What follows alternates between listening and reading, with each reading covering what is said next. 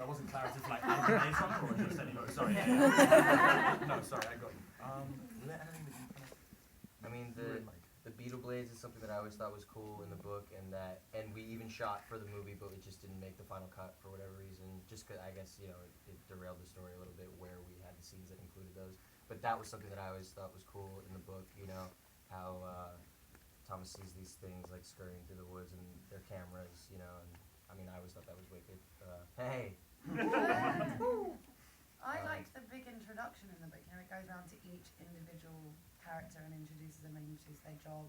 And obviously we didn't have time to do that. Yeah, it's much more. But I love that about the book, that you get to see each part of the world of the Glade and how everyone is a part of it and brings something to it. But there wouldn't have been enough time to kind of. Yeah. This is Bill. This is Sam. Yeah, Wes actually told me that the full introduction to the Glade would be on the DVD. Oh, cool. Yeah. Oh, that's nice. Apparently that had to just get chopped down a lot, and he really loves it. So apparently, along with a 20-minute gag reel, which I don't know if that speaks a lot to our professionalism, but it's 20 minutes of us cracking up and not doing our jobs properly. So that'll be on the DVD too. You guys had to film a lot of stunts in this. Which was your most challenging for you, or funnest?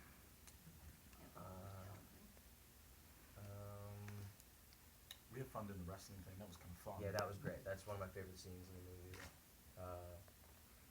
And Dill's Dill loves the physical stuff as well. He's really good at it. And even if I was and we were joking around about how kind of apologetic we were through the entire rehearsal, whole fight scene, worried about hurting each other, and I would push Dill. He'd be like, "Dude, you can push me harder than that." Push him a little bit harder. Like, properly push me now. Come on. And really kind of got it out of me. But yeah, that was a fun. The wrestling stuff was fun, and the push. Yeah, climbing on the vines and stuff on the wire was always that was literally like a whole 12-hour day where I was just hung up on a wire, and they would just bring me food, and they didn't want to ever lower me because it would just take a lot more time. And Wes would literally come over because it was real ivy and stuff that they used on those walls, and so we'd be doing a thing where the griever's jumping on me, and it's that part where where I'm running away from the griever, and it jumps on the wall over me, and so they shake the wall, and all this debris was shaking down, and we just had to do a shot where I'm looking up, and it kept just getting in my eyes, and then Wes would I'd be like, "Oh, there's something in my eye," and he'd just be like, "I got it, baby, don't need the medic," and he'd come over and he'd literally just take it out of my eye. And before that, I was never someone who was comfortable having someone touch their eyeball, but now I am. Seriously. Isn't that funny? Kind of a two-part question. How many of you had actually read the book, and if you had read it, what did you want to bring to the screen as your character? Prior to even knowing about the project or being attached, Yes. I didn't know about the book or start reading it until I was aware of the project and I was doing the movie. Was there anyone who knew about the series before? My little cousins did. A lot of my family did in Brazil and stuff. They knew about it, but I didn't. Yeah, I found out later that a bunch of my little cousins too had read it. I wasn't aware of it though. And then I don't know, as far as bringing something. I mean, you just want to bring everything you can to the character from the book. For me, I've been saying it's I felt like it was a lot to do with just coming from a really honest perspective. I always looked at Thomas as very honest and heroic and just a truthful character, especially one being. So sort of rebirth from the time we meet him in the film and in the book. He's he's the fresh greenie. He's the one who just has his memory wiped and is just redeveloping it, almost in a way, as a person. Yeah, I also think questions that we've got in relation to the research that you might do as an actor, or whatever. This is generally one of the easier sort of roles, I think, for a lot of us in some ways, because obviously our characters don't have a lot of memory from the past, so there isn't really a background. I mean, what we're experiencing in terms of living in the Glade is our background. That's kind of always been our environment in a way, seeing as we were all rebirthed at some point. And so yeah, the other thing being that obviously you've got the book to rely on. That's an amazing resource. The research is right there in the hundreds of pages that James Dashner wrote. So a lot of the job is kind of done for you, which is really nice. I have to be honest. Have any of you read ahead to the next book or books to see what happens? Yeah. It's crazy. It's so crazy. Out of the other roles that each of you have played, which one do you think would survive the longest in the maze, and why? Let's start at that end. Yeah. Go ahead. Go, Keith. Out of the characters in the Maze Run, the book, No, any other roles For you that you playing. guys have played. none of my other roles can compare with the one, or Minho, or any of these guys. Like, I think, let's see, I played a high school student, another high school student. It will probably be that. And I think for me too, if I was personally as Ki-hong in the maze, I'll be freaking out. I'll just be like, just put me in the box. I'm just gonna stay here. I'll be friends with the pig, and I'll be good. I don't want to get out, man. I'll be scared. But yeah, no, none of my other roles, definitely not. The only kind of one I can think of was a character I played in Skins, and she was just high all the time. So I think she Right. She'd be tripping out with me. Yeah. Yeah. I don't know. Who did you play in the Beatles though? Paul McCartney was killing them. Serenade. Serenade those Great. babies to Oh, death. wow. They're just huge fans of his. That's the one thing we were talking about.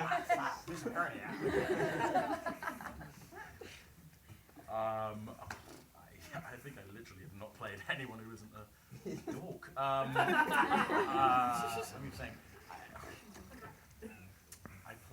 Maybe Lee Carter in Son of Rambo when I was really young. Yeah. Yeah. 12 or 13, I don't know whether I would be, I would have been like a Griever snack kind of thing. I think at that size, just a quick bite, a slider. Yeah, I think probably, maybe Lee Carter would be the closest. Yeah. I mean, Styles, I don't know how well he'd do from Teen Wolf, but like, I have no other really roles to go on. I played a kid called Jimmy in a little movie called High Road, which was like one of the first things I did. I think Jumping in the box with these guys. Yeah. I think he'd kill it. Yeah, we got a happy life. Yeah. Yeah, man. But you'd all get Cozy really hungry and in eat there. the pig, right? Would that happen if you're all high? You'd all eat the pig eventually. Eventually, yes. How would you deal with these guys eating your friend? Well, if I get hungry, Needs must, right? what are you gonna do? Survival. Sorry, we're now having a conversation about ourselves. They say that teenagers these days really connect with these dystopian stories because there's so much uncertainty in the world right now. There's so much upheaval and so much stuff is happening. What do you think young people are going to take away from this movie? I think we've said this before in other interviews, and Dylan's mentioned it a bunch of times. I think what's different from our movie is that we're a group of guys, or girls too, that help each other get out of the maze together. You know, and we are stuck in this dystopian society where we could just easily kill each other and eat each other and things like that. But eat the pig and whatever. But I think it's a story about a group of people who are stuck in a predicament, and just like we are in this world. And hopefully they take away the fact that we work together and we united, and we have our differences. Obviously, we have our strengths and weaknesses, and you know, with runners, with builders, things like that. So I think if we just unite and work together, it'll work out. Hopefully we can. Yeah, I don't even The want maze is to. crazy. I don't even want to jump on the wheels of that. That was awesome. Well, yeah, I think yeah. Kind of baby. No, I love running. I'm a marathoner. It's my favorite form of exercise. So You're more of a runner than anyone in this film. my question to the cast is that do you guys love to run? And number two, how intense does Westball require you to run? Is there some sort of a way of running for the scene that you guys got to do? Well, Wes's whole thing, he'll say this like 1,000 times over, is like, pain is temporary, man. Film is forever. Oh, so yeah. like literally, I'm you getting know, that tattooed on me. he drives us into the ground, you know. But it's fun. It's awesome. You're just like, you're so spent, and you're just going. None of us are marathon runners, you know. I myself have particularly always hated long distance running. I love sprinting though, like sprinting, yeah. for a short amount of time, you know. But I think if anything, I'm way more of a sprinter. And so this was like perfect, you know, but also exhausting. And again, Wes's philosophy Yeah. always came into play. No, there's a scene in there. I don't know if you guys remember. There's a scene in there where I actually pulled my hamstring as I was running. Oh, dude, remember that day? in that parking lot Remember that day? Yeah. Yeah. So we would literally run all day, Yeah. 12, 14 hours in an abandoned parking lot. Oh god, yeah. And like there's like rocks and things Yeah. and everything. And even inside the maze, like I would I fell like 3 times, Dude, 4 yeah, times. they didn't have, they like only got this special the maze, was super slippery. They'd hose it down and it was, real mud and stuff like in there. They're like, yeah, let's, it doesn't look Really real, and let's hard. throw some rocks on it. Yeah. There's some nails involved. Me and Yeah. Kian, would just like, eat it. Like, Every we'd time. have to be full sprint around a turn. Anytime we had to slightly angle, we'd eat it. And it wasn't until like maybe the last week that they got that. Yeah, that they special spray grip that cool stuff. thing on And we're there, like, yeah. this is perfect. I need this little reshoot. Some of the maze was green screen though, so is there like 100-meter stretch of? Sorry, we just dropped the mic. My bad. Sorry, Is buddy. there like 100-meter stretch of green screen that you could run across? No, we never had that much extra room. Yeah. I think I think the largest green screen, sort of highest percentage visual effects sequence in the film is that sequence where we're in the parking lot, and that was probably the Yeah. largest blue screen we had. It was literally maybe 100 meters in a giant abandoned parking lot, and we shot a lot on that blue, for a I week. think. It was blue, yes, Blue. yeah. It had It's to be blue We did because we're in the screen. glade and everything was green, Yeah. so the glade will become like, you can't do that. You can't take the Can't glade out, Always everything will be, screwed up. it's blue. And there's blue no screen. romance in this movie, Yeah. which is kind of different than most teen movies. Yeah. Was that relief? Was that disappointment? How did you guys all feel Well, So there about was much no- relief. there was There was no- romance everywhere. I else. There was no legitimately hope romance for in the romance. movie, Oh, but there was a maybe lot there of was romance. Yeah, it's funny enough, we were all in little relationships on the side with each other. Yeah. Chuck a bean in front of it and it changes Yeah. the whole. Yeah. And then in the film, it's like so unromantic. Me and Kai have always loved that about our storyline. Just that there's, it's so realistic, and we just think it's so appropriate for the circumstances. Like kids wouldn't. It's such a movie. It's so cinematic to just kind of add a relationship to something where let's stop and think for a second. These kids would not just be like smooching and like flirting in this situation. They do have a connection and they have maybe feelings like for one another, if so, but it's just more of that and less of. No, there's no time. I think what I liked was the honesty of it. And as a woman, it was so nice to be able to go into a project and know that I wasn't going to have to play that side. I mean, it is a huge part being a teenager, falling in love first time and everything, but I feel like we have explored that so much. And for me, it was interesting to explore a young woman who's put into a situation and she doesn't need to make friends. She's not trying to make friends with anyone. She doesn't need them all to like her. She's purely about survival. And that's so brave and so kind of against the grain nowadays with female characters in films. So I really like that. And it's like Dylan said, there would be no time for them to be like, oh, let's go on for a little walk in the forest together. Not all the day spots in the glade. Yeah. There was little stuff in the original script and that we shot where it was a little like we had like little flirty scenes. I had your bum up, remember? I Oh, had to- yeah, I had to oh, go yeah. a little. But it was weird. But as Wes did with every cut in the film, I mean, like he made the best cut of the film that could come out. There's another one. He made such appropriate cuts, and made the movie just never stop moving, and just 90 minutes of just focus on exactly what it should be about. And so things like that didn't make it. Maybe you'll see it on the DVD or something like that. I hope not though, because it's so No, I hope not. I think it appropriate works for the without story. It's not needed, really. Yeah, it's really not. There's enough love and emotions going around just within the glazes themselves. Yeah. I mean, not every teenager is in and out of love all the time. No. I certainly never fell in love as a teenager. I don't think I ever even had a girlfriend as a teenager. So I don't think you have to put that into No. every teen film. And I personally love the fact that that was never present. Yeah. I have a question. One quality of Thomas that I love is that he's bold, and like Albie says, he's not like everyone else. He's different, and I think for me that It's a good amount. that defining moment in the movie is when Thomas like runs through after you and Albie. And so what was the moment in your life, your own personal life, where you felt like you were taking that like bold new step into like the unknown? Your question's a killer, by the way. And I love how you started that one with, I've got a question. I was like, that's a great start as well. See that? I was like, awesome. Thank you. Oh, this is gonna be good. They're awesome. I don't even know if this counts at all, but like I'm super protective of like my friends and like my family and just people I love in general. Like, and when I was younger and more impulsive and less of a fully developed human, I'm very impulsive. Me and Ki-Hung have talked a lot about this. I was very impulsive and like would react physically in situations. I remember this time when I was 8 years old and my sister was getting bullied like right in front of me and I just like attacked this kid. Like not attacked him, but I chased him around the playground and like tackled him and we like had a fight and I was like just crying, because he was just beating up on my sister basically. Like, And so I don't know, that was just like that's something in me that I've always sort of like related just to that scene. That's sort of just how I thought about it. Like, you know, we're all standing there, and the rules say that we can't go in after dark, but like, you know, Albie at that point in the movie was really like, you know, Albie and Chuck for Thomas really like his only two, you know, people in his life really at this point. And he feels no other way than to go in and save, you know, one of his friends. Like, there's just no other instinct. I've got a question for Will. Your previous films, you used the word dork. I'll use underdog.